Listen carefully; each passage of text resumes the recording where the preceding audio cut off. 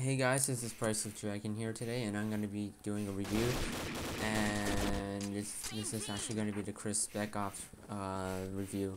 And I want to say sorry to all my viewers that I haven't been making any of these videos, or actually on reviews, because that I feel like I didn't really do well, and maybe I should just do a little practice off air, and I decided I feel like a little bit more confident enough to continue these reviews, and I have nothing else to do. I mean, after I'm still studying for SET, so I'm not gonna put up a lot of reviews, but I'm gonna try my best to put as much as I can, and I have a really tight schedule.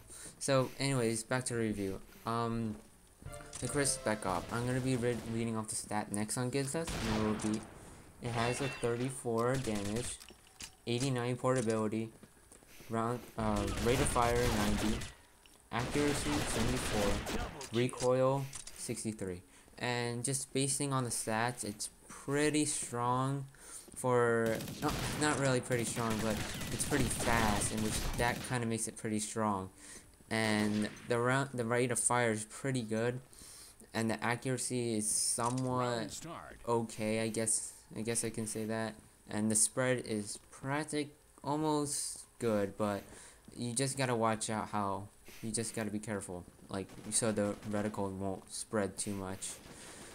I would recommend this would be a close range combat.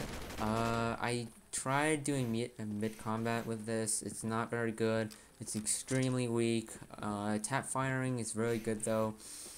If you want to do at least some damage, it's really good to tap fire. I gotten a lot of headshots for this, and it's like a headshot machine every time. The recoil pattern always leads up somewhere to the head, and right here I get a headshot, and I get pretty lucky because of the scope. The scope is pretty good, even though it's an iTech, and I would actually recommend an ACOG, but an iTech I can just live with. But there are some things I really don't like about this gun, and it's the clip size. It's extremely small. It has 28 in each clip, and it has 112 in reserve. And I feel it's not the best. I feel a little unsure about it because usually it's those last two bullets that some people have, that when they're like trying to shoot somebody, it's those last two bullets that usually gets the person. And without those two bullets, you don't feel, it's more of a chance of missing and a less chance of hitting kind of feeling. I feel it's a little bit, underpowered, but I can live with it though. The power, it's not really good, to be honest. It's like a 4 to 5 shot kill. I would recommend, I probably would recommend going close quarters. Just bring yourself right next to the person and just start spraying like crazy. Because this is what it's about, because the damage is really small, but the rate of fire really helps it bring it up. And it's practically like, I don't even know how to say it. It's like a machine gun, but really small magazine, and I just don't like it. I mean, sometimes I can't live with this small magazine, even though it's pretty good. I just can't help like saying to myself, I can't believe I'm using this small mag. I would actually recommend putting a extended mag one or two, but I mean, it's still livable with us using normal default Kriss magazine. About the accuracy, I wouldn't say it's pretty good. It's still, like I said, it's for close quarters combat. Don't even bother using far range, or don't even bother using the mid range sometimes. It's very situational. The iTech scope is pretty good actually. I feel using the scope is actually pretty good actually boost up the range for the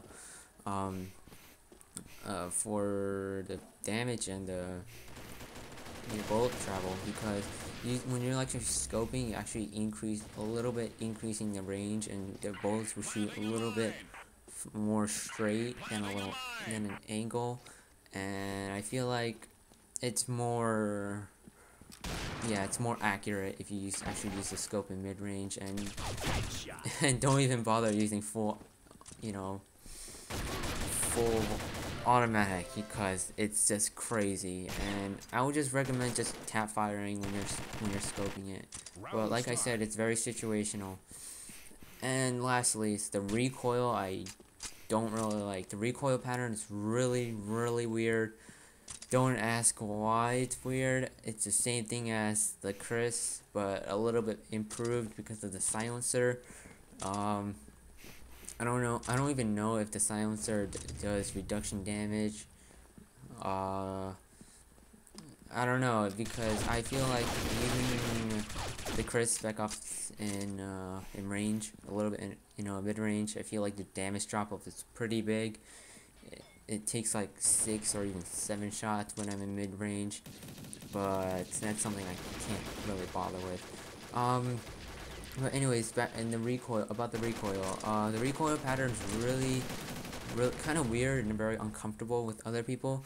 If people actually use the Kriss, just the Kriss GP variant, then you'll know, because it's exactly the same. It's just a little bit improved, and it's like half, I guess. It's like half the recoil pattern. It's a little bit more controllable, but it's still it's really hard to control the recoil pattern. Scoped or unscoped, it's the same thing.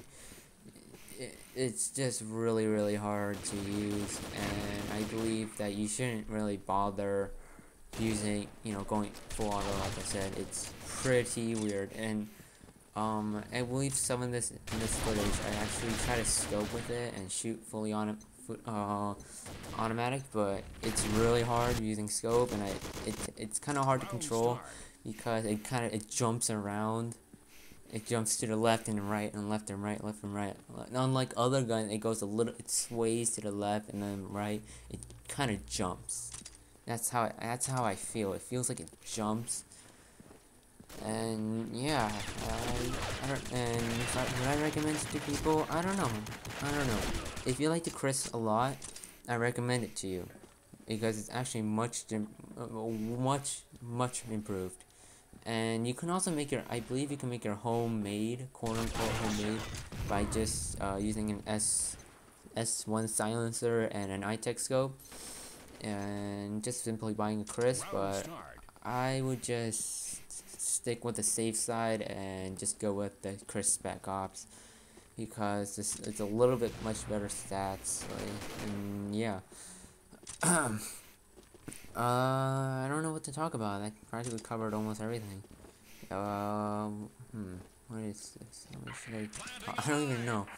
Man, I don't even know what to say after this. Still, would I recommend to other people? I wouldn't really. I wouldn't recommend this, because it's pretty bad. It's not the worst gun, but not my favorite. It's okay, I guess, but just not my favorite. If I can rank where top SMGs, I would rank. It would be the UMP. That's my first favorite top one.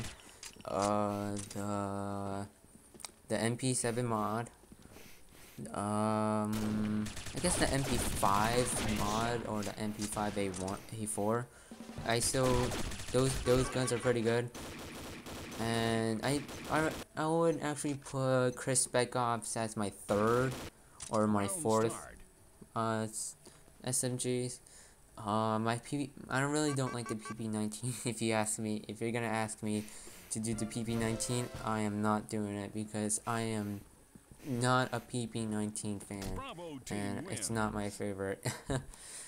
So anyways, I actually ended at like 18-11. I did really bad, and yeah. So it was actually kind of good to be back in reviewing, and I just want to say thank you for subscribing, and please subscribe, and yeah, thanks.